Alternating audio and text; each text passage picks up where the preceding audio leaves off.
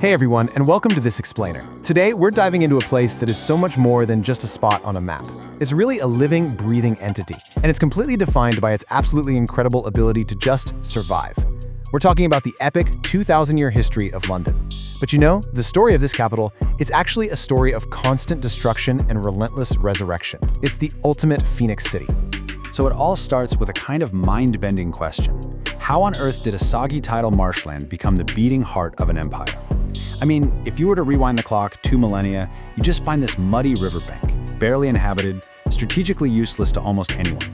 And yet, between then and now, through literal invasions, fires, plagues, and revolutions, this tiny little trading post transformed into a global powerhouse. And there's this one brilliant statistic that really sets the stage for exactly how that happened. 40%. If you stand on any street corner in London today, you're going to hear a dozen languages in as many minutes. Why? Because nearly 40% of modern Londoners were born outside the UK. And honestly, this establishes the absolute core theme of our explainer today. Through all the conquest and catastrophe, it's outsiders and immigrants who have literally built and rebuilt this city. All right, so here's the roadmap for our journey through these crazy, cyclical eras of London's timeline. We're going to cover 1. Roman roots and ruins. 2. Saxons, Vikings, and kings. 3. Plague, fire, and rebirth. 4. Empire and industrial engine. And finally, 5. War and the modern metropolis. Let's get right into it. Section 1. Roman roots and ruins.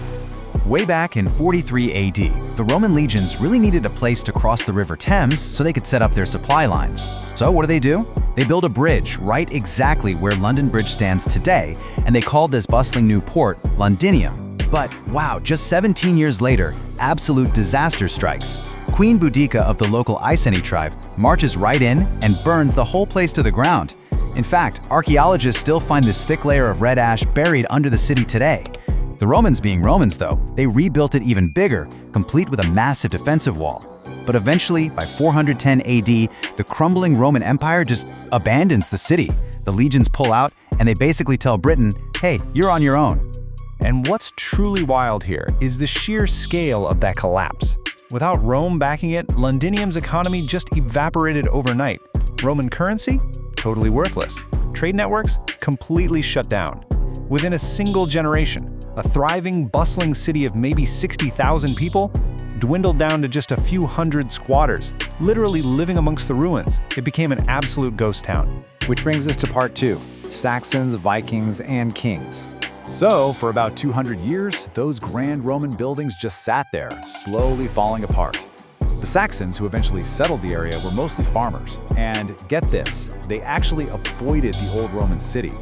They thought it was haunted, cursed even. There's this incredibly evocative quote from a Saxon poet describing the ruins: the work of giants. They were so awestruck and honestly so superstitious that they genuinely could not fathom how mere humans could have built such massive, towering structures. So, rather than living inside those creepy ruins, the Saxons set up a brand new trading town just outside the old walls in the 670s, calling it Lundwig. But then, the Vikings arrived. These Norse raiders absolutely sacked the settlement in the 840s, and then again in 851. It was brutal. Finally, in 886, King Alfred the Great pulls off a very clever move. He ditches the vulnerable outer settlement and moves everyone back inside those old, highly defensible Roman walls. It basically became a giant fortress. After that, you have more than a century of the city bouncing back and forth between Saxon and Danish rulers until everything shifts completely once again when William the Conqueror and his Normans arrive in 1066. Now, William does not trust the local London population one bit, so he decides to literally cement his royal power. He builds these massive fortresses to keep the locals in line, and the biggest of the bunch, that becomes the Tower of London. The central keep, known as the White Tower, was just this oppressive, undeniable statement in stone. Picture walls 12 feet thick, rising 90 feet into the air, completely dominating the skyline. It was this constant, incredibly intimidating reminder of exactly who was in charge now. Moving on to Section 3. Plague, fire, and rebirth. Okay, the succession of catastrophes in this era was just relentlessly brutal. First, in 1348, the Black Death arrives, right at London's docks via fleas on rats. It wipes out somewhere between a third and half of the entire population. unbelievable devastation. Now the city does slowly rebound and it expands wildly, actually becoming the largest city in Europe. But that vulnerability, it never left. In 1665, the plague comes back, wiping out another quarter of the population, around 100,000 people. And then, the very next year, in 1666, literally just as the plague is burning out, the city itself catches fire. The staggering scale of that 1666 Great Fire changed everything. See, the city was heavily overpopulated and built almost entirely out of timber with thatched roofs. It was a total tinderbox just waiting for a spark. And that spark came from a bakery. The fire burned continuously for 4 whole days. It destroyed 85% of the city within the old walls. We're talking 13,000 houses and 87 churches, just gone. But, true to form, the phoenix rises again. The crucial takeaway here is that this disaster forced a permanent architectural reinvention. New building regulations meant London had to be rebuilt in resilient brick and stone. And that's exactly how we got Christopher Wren's absolutely iconic St. Paul's Cathedral. Which leads us to Section 4, Empire and Industrial Engine. The population boom during this specific era is absolutely mind-boggling. Fueled by factories, mass production, the new railways, and this massive, expanding global empire, London's population just goes off the charts. Back in 1801, it had just over 1 million people. By 1851, 2.5 million. And by 1901, it hits a staggering 6.5 million people. At that point, it was the undisputed largest city in the world. But you have to remember, Victorian London was a city of brutal, stark inequality.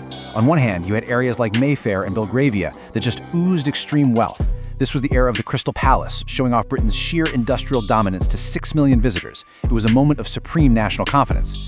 But literally right next door, you had the desperately poor working class crammed into these squalid East End slums. It was a really dark underbelly. We're talking contaminated water causing deadly cholera outbreaks, extreme crushing poverty, and of course, the infamous unsolved murders of Jack the Ripper in 1888. It was the heart of the world's wealthiest empire alongside its most desperate poor, all compressed into one single city. And finally, Section 5, War and the Modern Metropolis. The 20th century brought global conflicts that quite literally fell from the sky. During World War II, the Blitz leveled entire neighborhoods. German bombers hit London almost every single night between 1940 and 1941. So, post-war London, it was totally broke and bombed out.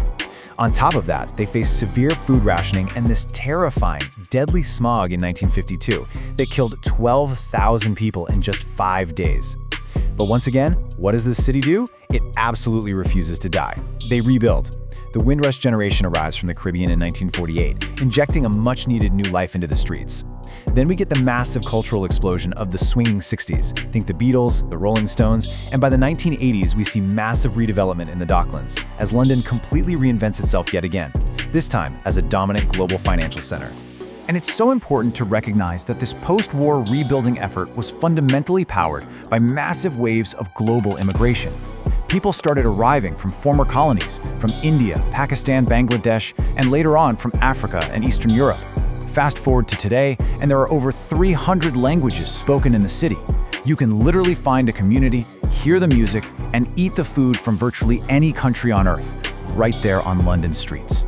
Which brings us right back to that awesome opening hook. 40% of modern Londoners were born outside the UK. Think about everything we just covered.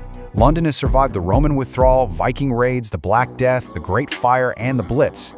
And every single time it rebuilds, it adapts. It survives by pulling in new people with fresh, new ideas from all over the globe, just so it can rise from its own ashes. So I want to leave you guys with this thought. As its skyline just keeps changing, mixing that beautiful traditional architecture with these massive glass and steel towers, what on earth will the next incarnation of the Phoenix City look like? How is this deeply resilient, messy, complicated, and ever-changing metropolis going to adapt to its next 2,000 years? Really think about that. Thank you so much for joining me for this explainer, and I'll catch you next time.